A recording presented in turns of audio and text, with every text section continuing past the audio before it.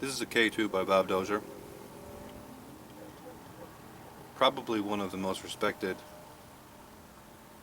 North American knife makers who make using or working knives. It's made out of D2, as were all of Bob's knives for a very long time. Recently he started using some of the more exotic powdered metals. As with most of his designs, very simple, no frills approach.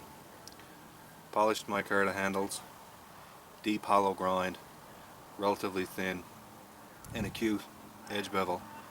Very comfortable in a lot of grips, and of course very high edge retention in extended use because of the very high carbide content and relatively high hardness of D2, and excellent cutting ability and ease of sharpening because of the very small edge profile.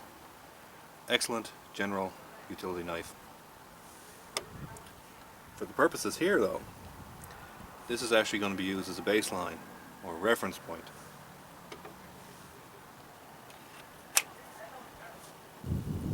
So this is Dozier's K2, which uses regular D2, which basically is a cast steel, which is then rolled at the mill, and then Dozier will heat this as you would normally harden D2, soaking it at a very high temperature, quenching it, and tempering it at a moderate temperature. So this is the Alpha 1. So now on the DiamondBlade knife, the heat treatment is done by friction forging, which is in the industry known as friction stir processing. And basically all it is that there's a bit that's spun at very high speeds along the edge, and the friction between the bit and the steel is what creates the heat, and the heat brings this up to temperature, and after the bit is removed it cools very rapidly, and then it isn't tempered. From what I can understand, it's auto-tempered from the rest of the actual blade, draws the heat down on the edge. Now they haven't been exactly forthcoming in describing how they actually do harden the blades, but that's the understanding that you pick up from bits and pieces around the net. Now, there's multiple differences that make. The first one is it's selectively hardened. The edge is much harder than the spine. The other thing is that the grain of the steel has been reported to be submicron, which is very, very fine for any steel, let alone D2. And the finer the grain of the steel, the tougher and the stronger that it will be, everything else being equal. And the other thing that it does is because it's so hot, it puts more of the carbides in solution. So more chromium goes into the blade, so it's much more stain resistant than regular D2. And of course, as the carbides go in solution, not only chromium but carbon goes into the blade as well. So the hardness of this is quite a bit higher than regular D2. And it's been spec'd as high as 68 Rockwell, where regular D2 will be around 60 to 61 generally. So a couple of interesting things is, if we compare this to Dozier's knife, okay, now, we would expect this to be more corrosion resistant. We would expect the edge to be more resisting to rolling and deformation. A couple of interesting questions are, which one is more resistant to chipping?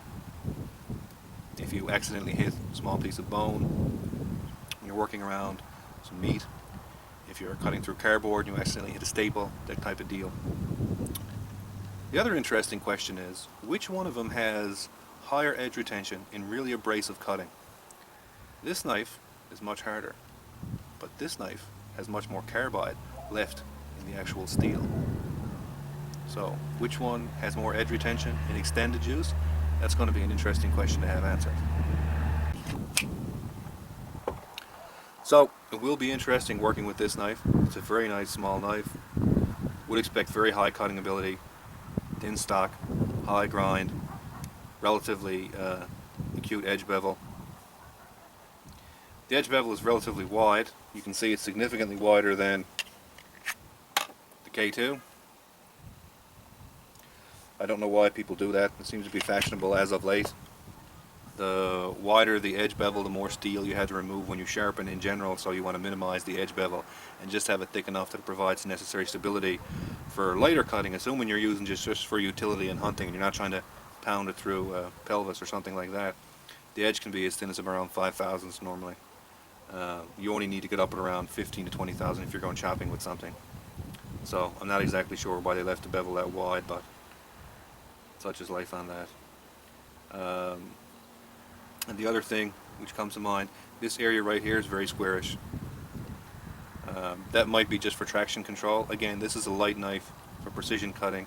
It's not like you're going to power through heavy cuts, and you really can't even get like a full hammer grip on this. It's not really meant for that, and you can tell as soon as you pick it up. Like if you try to do a hammer grip on it, you can't even make contact up here. It's not meant for that. So for precision cutting, they might have left this a bit square just to give you a bit more traction control, and that makes sense, especially if you're working around meat and you get blood and oil and that kind of stuff on your hand. That squarity will bite in to your hand and give you a nice control for extended work, and similarly the sharp jimping here and there.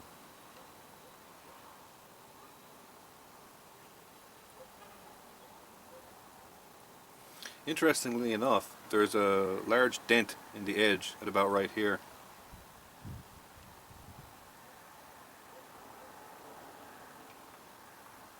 Actually, there's two. There's a fairly large dent there, and there's another one there. This one is about a centimeter long, and that one's about 2 millimeters long.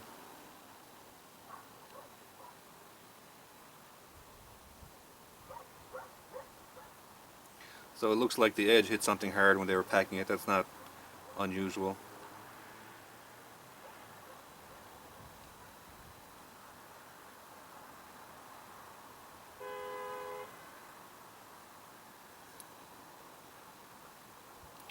The initial sharpness is, aside from the 2 points where it was damaged, relatively decent. It wouldn't be anything to get overly excited about. It shaves, is a bit scratchy. It won't shave above the skin, won't sort of catch hair or do any of that kind of fancy stuff. And again, has a couple of damaged sections along the edge. So again, really looking forward to using this, comparing it against the Dozier D2, and seeing what kind of differences I can turn up. And I'm going to be looking at this with a number of my friends who also want to have a look at it.